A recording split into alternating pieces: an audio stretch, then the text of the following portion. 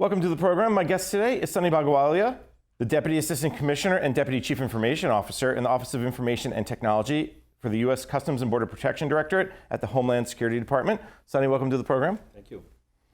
In many ways, this is a return engagement for you. You've been on the show many times, but this is the first time you're back on the show as part of the Customs and Border Protection. And there's a ton of work going on. I saw you speak about a month and a half ago now at a conference, and you just went through the litany of work you guys are doing. So we have plenty of stuff to cover. So let me start with, first of all, the beginning. IT modernization, it's all the rage across government. Let's talk about CBP and the path you guys are going down for IT modernization. Yeah, thanks, Jason. I think one of the things is IT is sort of so core and intrinsic to everything we do in our daily mission. And we have an incredible mission in terms of safeguarding America. And I think with all the things that we're doing, not only the border, but also in terms of promoting legitimate trade and travel, that IT sort of is part of all business processes and everything that we do in the mission every day. CBP has a large mission, as you know, in terms of the length, the depth and breadth of what we do. And so we focus, our modernization effort is focusing on delivering of initiatives across four main areas. One is sort of application development and mobility, because everything needs to be mobile, and then application needs to be agile and really delivered fast. Cloud and infrastructure, so while we have very strong infrastructure going across to make sure things are working well, we have to kind of go to the cloud, but in a secure way. Data and analytics, everything is now, you need to have the information available to you anywhere, anytime on your fingertips so that you can make decisions. And resiliency and recovery. And resilience and recovery really focuses on how do we make sure things are up 24/7, 365, because we are that kind of mission. And I'll just say, in all my 34 years, and I've done this for 34 years, in many, many agencies, this agency is doing an amazing, amazing job under the leadership of the Assistant Commissioner, Phil Lanfried, and my executive team there, just every day. And so it's been busy, and every now and then we get a few hours of sleep as well. So. Exactly, the job of a federal CIO never ends. I'm going to dig into each of these, but before we do that, let's just talk briefly, because in many ways, CBP is probably one of the largest, if not the largest, organization, agency that you've ever worked at. Now, I remember, if you look back at your history, you were with GSA, you were with Treasury, and you were at the first CIO for the state of Hawaii, but you also had a private sector experience. Yes. How does CBP compare to some of those other, in terms of IT modernization, the work that you need to do? Yeah. I'll just say that I've been in many organizations, as you mentioned. I've been a sort of a chief engineer in the Boeing company and Boeing Information Services, serving NASA and Intel community and DoD. Large company, Fortune 30, obviously big scope there. Been the FBI, which is somewhat equivalent, I think, in terms of size and scope of what CBP does. But CBP also has an external facing mission in terms of the trade and travel, in terms of just the counter threat, and obviously what we're doing in terms of the border. It's extensive. So I think from that standpoint, it's a little bit broader mission. Treasury and Interior, obviously large agencies as well. In terms of scope, Treasury was $4 billion that I oversaw, and in Interior was like over $1 billion. So those are also large. So I think CBP is about $1.5 billion in terms of IT. But just the sheer scope of everything that we do on a 24/7 basis, and what we manage across to keep operations going, because if travel, we process something like 1.2 million passengers a day. If something happens there, people sort of in the social media age can put something out there, and we notice it even from our industry partners. Or if cargo doesn't move, we are moving all the cargo with several times even that number. And then you're looking at trade, which is in the billions of dollars, and we process and collect, in terms of trillions. So I just think all of that is really an important distinction that makes CBP incredibly a little bit different, and probably larger than 85% of some of the agencies that I have seen. But I've also been in other agencies in important roles. You mentioned really the four pillars or four main objectives Yes. around. So let's go down that path. Let me start with cloud infrastructure as the first one, because I think as you went through all the things that CBP does, and you talked about the mission side, so much of it depends on that infrastructure piece. So first of all, obviously there's cloud, there's hybrid cloud, we can call it whatever we want, there's data centers, there's the as a service world. So let's talk about your approach to cloud. Where does hybrid cloud fit in? And then we can go down the path maybe of the secure piece. Yeah, so I think on cloud itself, first of all, we have obviously got a couple of data centers that we are fully compliant with the Federal Data Center Consolidation Strategy, and we're working with DHS in making sure that works. So that's sort of table stakes, but making sure that's really reliable and going. But while we're doing that, we're looking at also infrastructure as a service and platform as a service and also software as a service. So all three. Also hybrid cloud in terms of not only on-prem, but also in terms of just leveraging industry services.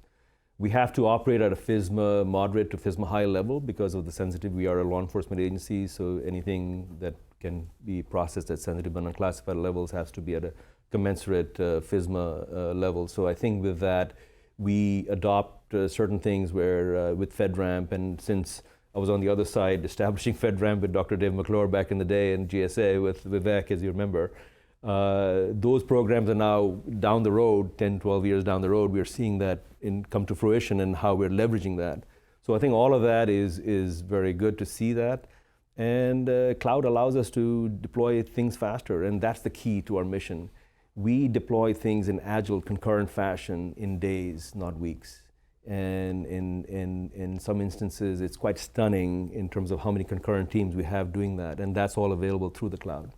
The other thing is resiliency in the cloud itself. So for example, we have internet connection points, and we have an incredible network executive, Bob Costello and others who are doing things where we are actually able to not only have an east and west presence, but have redundancy. So not only at we're trying to get to the sort of border level, but also from our main data center locations, have ability to kind of go to the east and west and through connection access points and internet connection points, ICPs and CAPs, and really make sure from AWS that we are pretty secure from that standpoint. So all of that has to be looked at from a system engineering and other aspects, and we're doing that.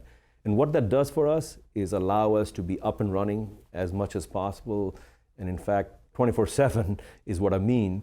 But sometimes stuff happens, and then you have to invoke alternate capabilities, and the cloud has afforded us to do that. But I will say, with the cloud, comes a lot of responsibility also making sure that security is there, the privacy is there, but more importantly, that the applications can actually run in the cloud at scale, at speed. So the difference here is that the things that we're doing, we're running like multiple Fortune companies here at level of scale I'm talking about. And you just can't you don't have a sort of a trade system that you can just buy commercial off the shelf, or a travel system you can buy commercial off the shelf. These are really sophisticated, very high enterprise systems. So what we're doing is having a strategy where you sort of migrate the easier one first, which is sort of standard things that everyone uses, and then certain things that require a little bit of work, that'll be sort of the middle tier, and the last would be the monolithic systems that will take some time to migrate. You brought up so many things there, so let me back up. First of all, I got to ask about this. FedRAMP, everyone seems like CIOs, when I talk to them, have a love-hate relationship with FedRAMP. Now that you're on the other side, as you said, you're among the pioneers that helped get it going. Now you have to live in it. It's much different, though, in the last 10 years, isn't it? It is.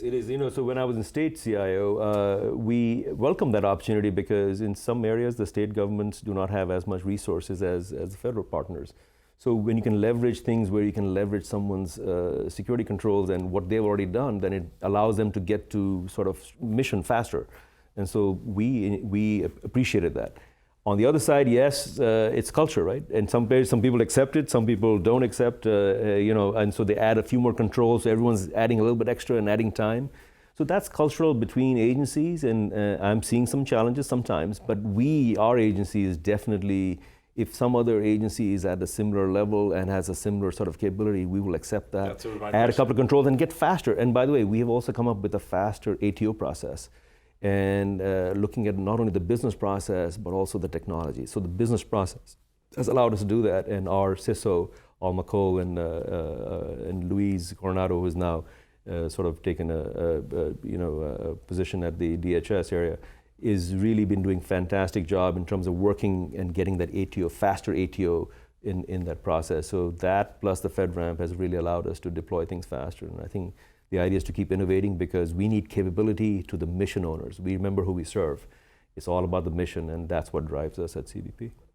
It's funny you bring up because the reciprocity, because that was the whole point of FedRAMP, right? When you guys developed it, you said, well, we're going to do it once and we're going to use it many times. And what we've seen is agencies and people in your position have gone, well, maybe not yet, or maybe we need to check that with one thing. It's interesting. So reciprocity, you guys are very big on that, as much as you can be. Yes, and also sharing back as well, meaning that if there's few controls, if someone comes back and says, no, I want to add 20 more controls to something that's already kind of pretty close to what someone else is doing, then we're saying we don't need that.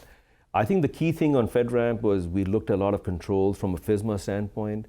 The new twist is really looking at the data, and I think data classification seems to be a big thing within government that we all need to take a look at. So that's another field that was sort of external a little bit, but kind of related. And I think that has now become an area of collaboration, not only with the privacy officer, but with its chief data officers as well. So I think with that in mind, these are all coming together. So I think the game has evolved in a positive way, moving forward in a positive way.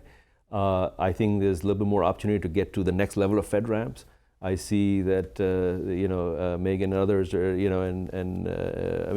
have really moved this, and Ashley Mann has moved this, but we want to evangelize and keep this thing going forward, and we take advantage of FedRAMP cloud offerings and other offerings. You said you hit all the right notes, because if you would have said, well, reciprocity, we're not quite sure, people would have come back and said, this is your fault, Sonny, look what you did to me. No, but still, I encourage all my colleagues and compatriots that, hey, listen, look into your own organizations, and if there is sort of inertia and all that, let's move it out forward, because you know what, at the end of the day, the 5 extra controls may not make so much of a difference. The idea is to put some capability out there, and you can always adapt as you go forward. So Absolutely. I think that's what we try to do. All right, you mentioned a faster ATO. We're going to get to that, but after the break. Yeah. I think that's a hot topic across government.